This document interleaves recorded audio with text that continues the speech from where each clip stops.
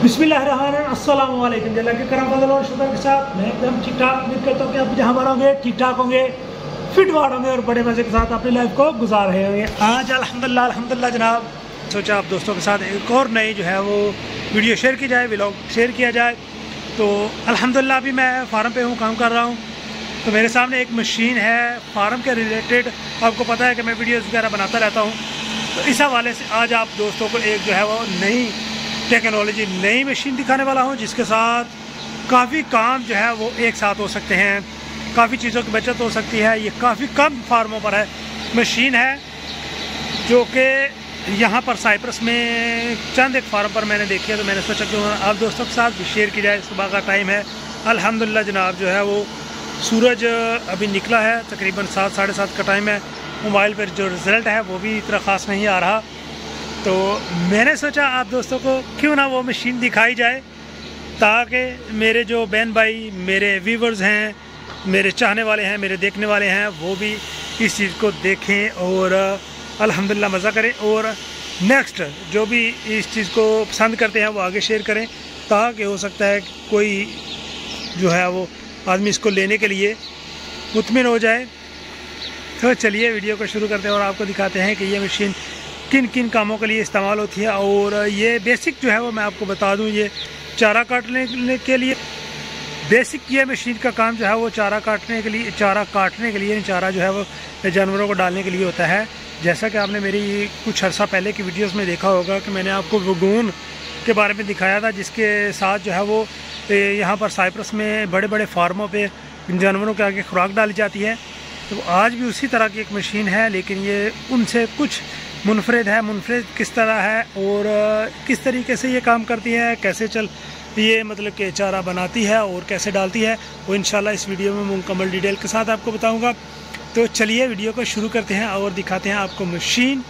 अभी ये रुकी हुई है, इंशाल्लाह थोड़ा देर बाद इसको चलाएंगे, दिखाएंगे भी आपको ये किस तरह चारा जो है अपने अंदर लेती है और इसके साथ किस किस चीज़ का फ़ायदा हो जाता है। इसके साथ ट्रैक्टर की कोई ज़रूरत नहीं है, जेसीबी की कोई ज़रूरत नहीं है।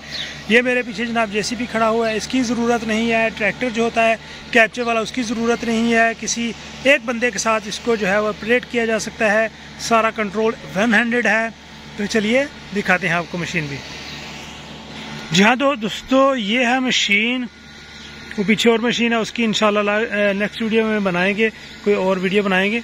अभी फ़िलहाल ये मशीन है, आपको दिखा देता हूँ साइडों से भी। ये मशीन है जनाब,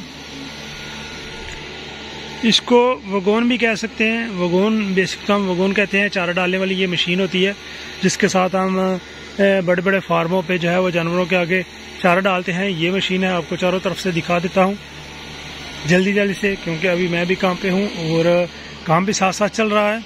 तो दोस्तों के साथ जो है वो वीडियो शेयर करना भी ज़रूरी होता है, क्योंकि काफ़ी दिन हो गए थे वीडियो शेयर नहीं की थी।